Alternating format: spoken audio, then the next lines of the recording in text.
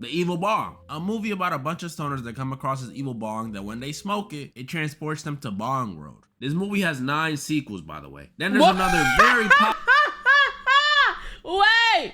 9 sequels? How did you have the budget for this mother 9 times? Alright, man. This is a Derek FDB video. This is Goofy Horror Movies 2. Let's get it. Growing up, when I thought of horror movies, I always thought scary. You know, creepy atmospheres, scary looking jump scares. But in a sea of these scary or even terrifying horror movies, sometimes there's some goofy ones. Horror movies so low budget or so ridiculous or sometimes so trash you can't help but laugh at them. So today, after nearly 3 years, golly, I'm revisiting this topic and we're gonna be going over some more goofy horror movies. Some of these are well established, some of these are very popular, and some of these are the most ridiculous movie you'll ever see. And what better way to start than with a popular one? The Purge. We all know this one. Every year in America, all crimes become legal, rich people are protected, poor people die, economy and crime rates thrive, yada yada yada, people kill each other. Now, it's a good move. There were some goofy decisions made, like the daughter. I will say, out of all the Purges, the first one was not as good. I think the best one was the one that showed how the Purge started. Running off on her own when someone's in the house, or the son, you know, letting in a complete stranger on a night where people are allowed to kill each other. Oh my goodness, this pisses me off to this day. But the silliness of this movie for me doesn't lie in the decisions or the killers or the acting or anything like that. For me, it lies in its concept. A day where everything is legal. There's no rules to stop you, no cops to beat on you, and people are just killing each other? Really? You get 12 hours every year to potentially change your life and you use it to kill homeless dudes and get petty revenge? Are we serious? Y'all not thinking about the long term? Y'all not thinking about the money? Go sell crap. Nigga, I would have been scamming. I would have been scamming, robbing, scamming. I would have been printing counterfeit money during that time. Bruh, fuck, you know, man. Maybe I just don't understand the violent nature of humans. But I don't think that many people are itching to be the next Joe Goldberg. I'm sorry. That ending was booty, by the way. I might make a vid on it. But it ain't just the people only killing each other thing that I find goofy. There's also the unemployment and crime rate thing. The movie claims that the annual Purge lowers unemployment and crime rates. And quite frankly, I don't believe that. Because that's under the assumption that people don't work jobs because of competition. When in reality, people don't be unemployed because of competition. People be unemployed because these jobs are too dang bougie. We all know it's true. I've had days where I submitted, not even joking, over 80 Indeed applications. Damn. Just for the first word in the email they sent me back to say, unfortunately. And that's just their approval rates. That ain't even talk about their qualifications. I've seen jobs with requirements like 5 years experience, bachelor's degree, able to lift 50 pounds, fluent in Spanish, German, and Russian. And then they pay $10 an hour. And the job title? McDonald's manager, $12.50 an hour. So no, I don't think people purging each other would affect people's ability to get jobs. Then there's the whole crime rate drop thing. No, just no. If some random purger killed one of my loved ones at 6:59 a.m., you think just because the clock hit— oh God, you think, right? You think just because the clock turned, you think I'm gonna boom that nigga? What the fuck is we talking about? It's 7 a.m. and purge time is over, I'ma be like, you got me this year, buddy. That was my favorite odds. I'll get you next year, though. No, I am grabbing the 12 gauge and popping, dude. And I'm sure if the purge was real, I wouldn't be the only one thinking this way. Ask yourself right now, you watching this, if someone slapped your grandma and they're right in front of you, are you really willing to wait till next year to get revenge? Yo. So no, it's also not fixing crime rates. But that's the Purge, which is pretty normal compared to other movies I want to talk about, like The Evil Bong, a movie about a bunch of stoners that come across this evil bong that when they smoke it, it transports them to Bong World, an evil dimension full of killer strippers. This movie has 9 sequels, by the way. Then there's another very Wait, 9 sequels? How did you have the budget for this motherfucker 9 times? Then there's another very popular one, Beetlejuice. I'll be honest, I did not know this movie was a thing for the longest. I had heard a lot of— what the fuck is wrong with Beetlejuice? Beetlejuice is not a horror movie, is it? good things about the so-called Beetlejuice, but when I thought of Beetlejuice, I only ever thought of, you know, that little dude. So when I finally watched it, my expectations were high. And I ain't gonna lie, it didn't disappoint. This movie's the definition of goofy, but it's great. I can't even explain what I like about this movie so much. It's not the most exciting story, nothing in it makes sense. It's barely even a horror movie. But as much as I hate to say this word, it has a vibe to it. It has this weird, funny take on afterlife where there's waiting rooms and stuff. That would suck. The music for this movie is just mwah, mwah, mwah. And like, I don't know, when I was watching this, it's like the music really is chef's kiss. They chose the perfect songs, bro. I slowly felt my desire to grow some bangs and dye my hair increasing. It was great. If you've never seen it, this movie is about a small town couple, Barbara and Adam, who die after being murdered by a dog.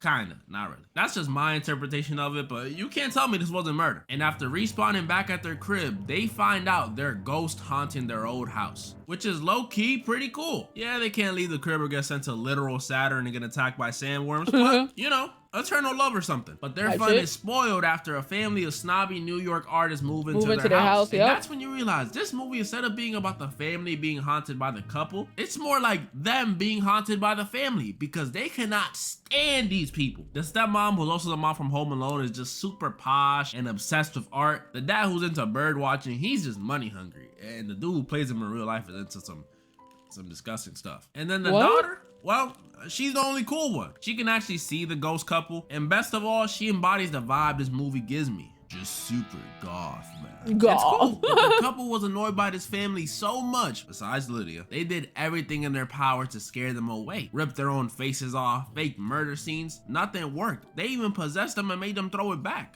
Might be my favorite scene. What? It's funny. But even that didn't work. It actually made things worse, because these dudes decided it'd be a smart to capitalize off this shit, bro. Niggas did not help their situation. Idea to make the ghost a tourist attraction, like a business. And I don't know about y'all, but I'm definitely going to that. Did you see how they was throwing it? With no other options left, like something straight out of The Exorcist, they looked to hire a specialist. But this wasn't just any specialist. This was Beetlejuice. Not the little one. This dude is a moldy skin, green-haired having, perverted being, and I mean very perverted, animated demon. And even though he showed up halfway through the movie, this dude was definitely the star of the show. They summoned him after saying his name 3 times to help them scare out the family, but turns out Mr. Juice likes to do more than just scare people, because when he gets summoned, this dude starts trying to kill the family. That's called false advertising, Mr. Juice. Barbara eventually stops him, but it was too late. The damage was already done, and the only cool one in the house, Lydia, didn't trust the couple because she thought it was them that did it. I mean, they're ghosts. But don't worry, that wasn't the end for Mr. Juice yet. We see Lydia in her room looking all sad, looking all goth, wanting to not be living, until she goes to the attic and sees Mr. One and Only himself, Mr. Juice. She starts telling him about her problems and how much her parents suck and how she wishes she were dead. Yeah, mental health and stuff. How about you get me out of here? Mr. Juice promises he'll help Lydia with whatever she wants as long as she helps him. But before he can, the ghost couple come back. Where were they? You know, ghost stuff. They tell Lydia being dead doesn't make anything any easier, and it kind of sucks. That's right, life is worth living. But this wholesome moment is ruined when the couple, after giving Lydia her motivational speech, start being exorcised. Yeah, in an attempt to impress some business partners, this dude over here started pretty much killing Barbara and Adam. They're already dead, but you know what I mean. With no other choice, Lydia rushes to Beetlejuice for help, and he helps her, but at a price. Beetlejuice is summoned and he does what he does, terrorizing and kissing the family and their guests. But he does save Barbara and Adam at a price. Beetlejuice agreed to help Lydia if and only if she marries him. What in the R. Kelly? You're hundreds of years old. This girl's a teenager. He really is a demon. Freaked out nigga, or bro. Minecraft YouTuber. But before their wedding or a Minecraft YouTuber is someone saying to be complete, Lydia is saved by Barbara and Adam. And the sandworm from earlier comes through and eats Mr. Juice. What a fitting way to go out. Like I said, although a little wacky and the movie makes no sense. Like as I'm listening to the plot, this should make no sense. Like no, not even like a little bit. I fuck with it though. It's definitely just vibes. For sure, this is a vibes type of movie.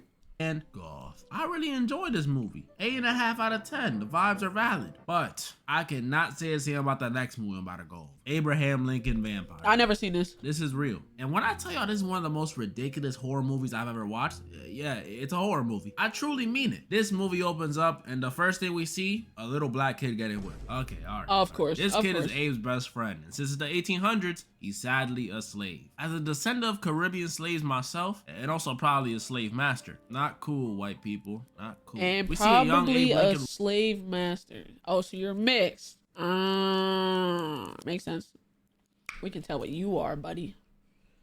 You was in the house, wasn't you? No, I'm joking. I'm sorry.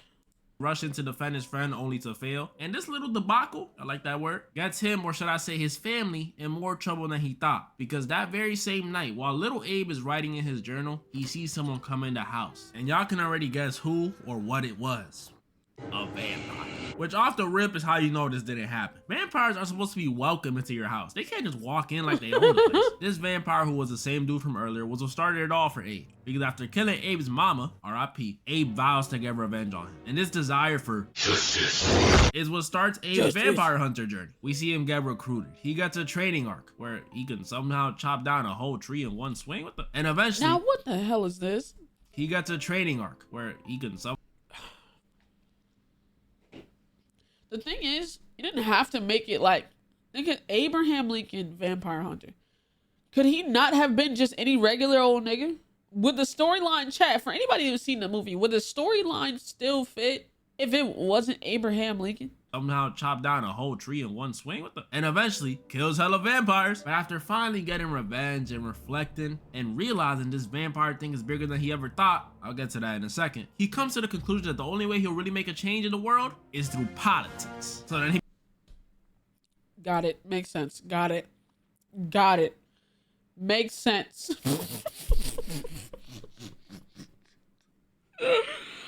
I can't kill these vampires, so I'll make some rules. Alright, nigga. For sure. He becomes president. And here during his presidency is where we really see the absurdity of this movie. Because if you paid attention in US history, what war started during his presidency, class? That's right, the Civil War. And now follow-up question. Who fought in that war? If you said the Union and the Confederacy, you're wrong. Because in this movie, instead of fighting against Southern slave owners, they fight against Southern slave owners who happen to be vampires.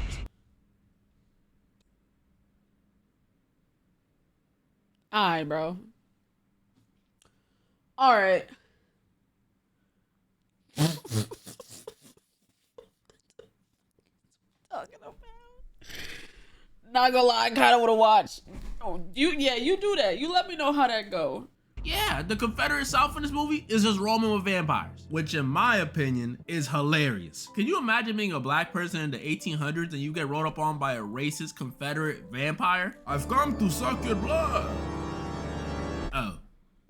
Never mind. Or at least that's how I thought they'd be. Because in this movie, it's actually the opposite. The vampires don't see black people as inferior or a person they would avoid eating. In fact, they're actually their main source of food. And they use slavery to cover it all up. So, at least... Are you fucking kidding? So it's not... They use slavery to cover up the fact that they've been eating black people and sucking... Okay, for sure. I mean, at least they ain't racist. You know? They just got a preference. They just got a preference, chat. It's not racist, it's just a preference. They're actually their main source of food. And they use slavery to cover it all up. So, at least they ain't racist. The war goes the same as it did in real life. Abe frees the slaves in the South. He ain't free them all, just the ones in the South. And then they use spoons and forks and other silverware to win the war.